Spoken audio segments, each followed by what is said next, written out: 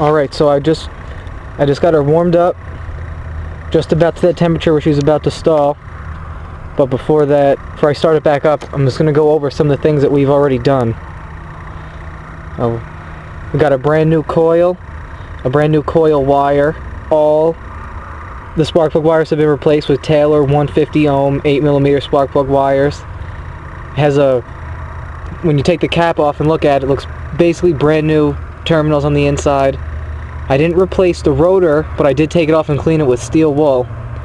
And we've also replaced the old Lucas Opus ignition module with a brand new Pertronix igniter ignition module. And of course, spark plugs have been replaced with the same heat range auto light plugs. So that's a rundown on the ignition. And just yesterday, I took apart this EGR valve right here, and he was really gummed up and nasty. And I cleaned him. That seemed to make an improvement. Right here, next to the carburetor, this guy right here is those little filters that you were talking about the vacuum sealing happening in. Right now they're still ice cold from the gas going through, and the dash pots are ice cold. This right here is a weakening device solenoid. There used to be another solenoid that was identical to it placed right here, and that was the anti-run-on, anti-dieseling solenoid. That solenoid, when we put 12 volts to it, wouldn't actuate, so we removed it and just ran a straight vacuum line, and we put the one good solenoid onto the weakening device. Now he hooks up to the EGR, and he goes all the way over to the distributor to the vacuum advance.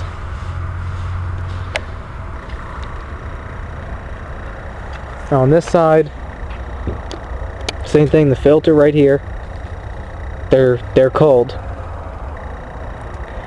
And we've also put a lot of heat shielding in place to stop any kind of vapor lock, because it gets pretty hot down there.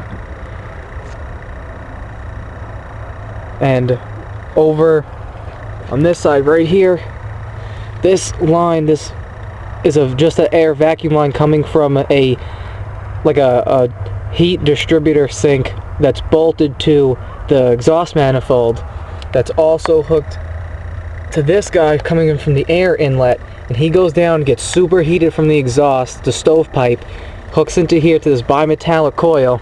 When that bimetallic coil heats up, lifts this, which turns the choke off. So right now the choke is on because the car is off, but that heats up, turns the choke off. Used to have a problem with that. Every time this would come up and the choke would be off, the car would want to die, and I would need to hold this guy down to about half like this to keep it running. But after cleaning the EGR, we seem to eliminate that problem. We've also put a lot of heat shielding on here because this was getting really hot and there were some cracks in this hose, so we sealed that, and it keeps it nice and cold. Now when you touch this, it always stays nice and cold, but before that would get hot. I know hot air is not always good for a motor. And the one thing that we don't have though is an air filter, so I'm just running this little sock filter that's for a shop vac water sock, and I just put it right on, and that seems to do okay. It's, you know, it's a bit rigged, but we're not driving it like this yet. We're trying to get it to stay on. So I'm gonna go start it up and see what it'll do.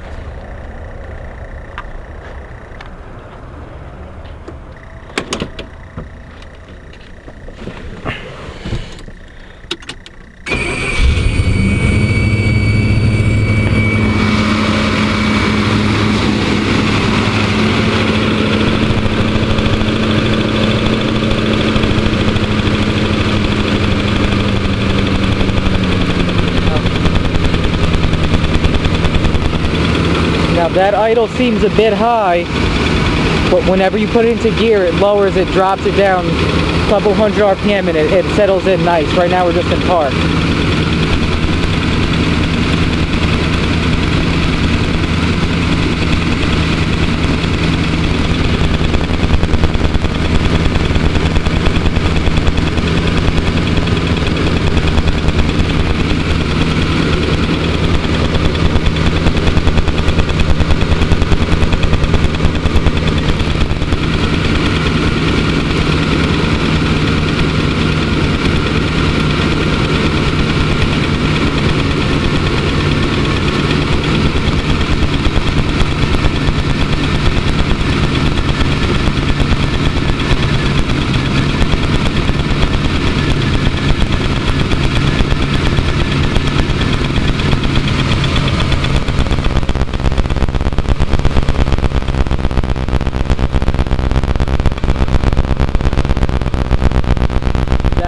filter is staying ice cold.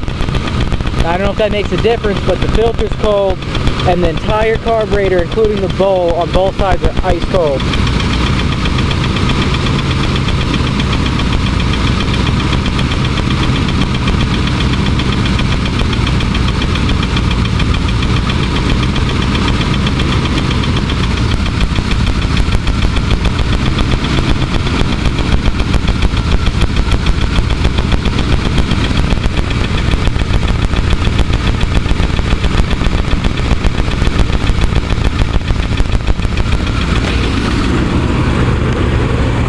Now when I put this air filter in front, I can raise the idle speed. The more I block it off with my hand, the higher we can make the idle speed go.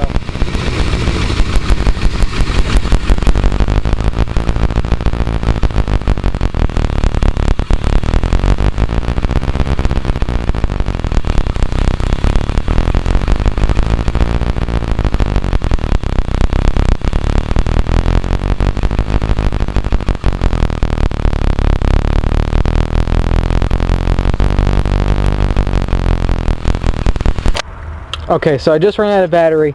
It's been running for about an extra, I would say, 4 or 5 minutes from the last time I just shut the video off, and we shut the car off because we heard it start to get into that zone where it wants to stall. It starts, you can hear it slowly bringing itself, the idle slowly down by itself. It's like creeping 20 RPMs at a time, and then the choke isn't moving, and when it gets like that, it's almost nothing you can do. You can give it gas, you can choke it, you can clog the air filter, you can take the air filter off. Nothing's helping. So I'm going to start up, and it'll probably only take a few more minutes for it to stall. Or a few more seconds. Now the motor is thoroughly heat soaked. It's been running.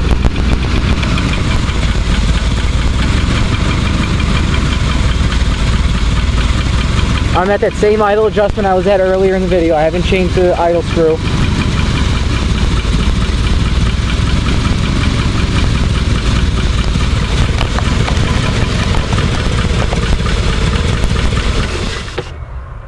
And there it goes. Right. Now get it from the other side so you can see the butterfly moving. Right now you see that automatic choke assembly. It's all the way up position like I was showing you before, so the choke is fully off. I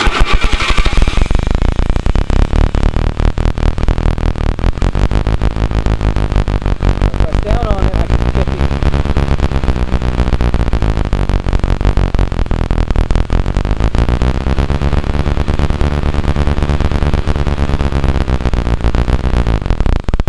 Doesn't matter. No, you can't even choke it to make it stay.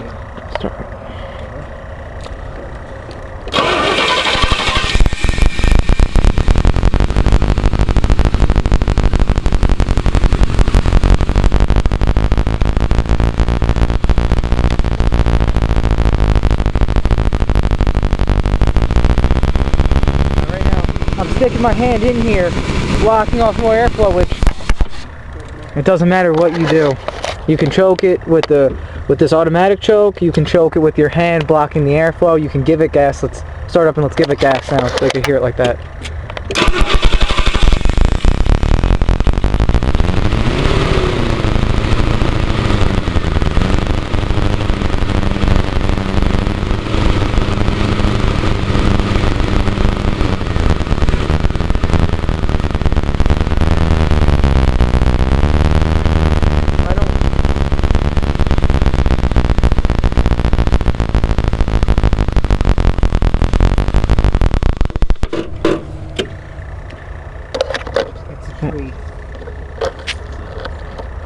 Those are basically the 3 different things that we could think of doing to help keep it on: gas, choke, or air.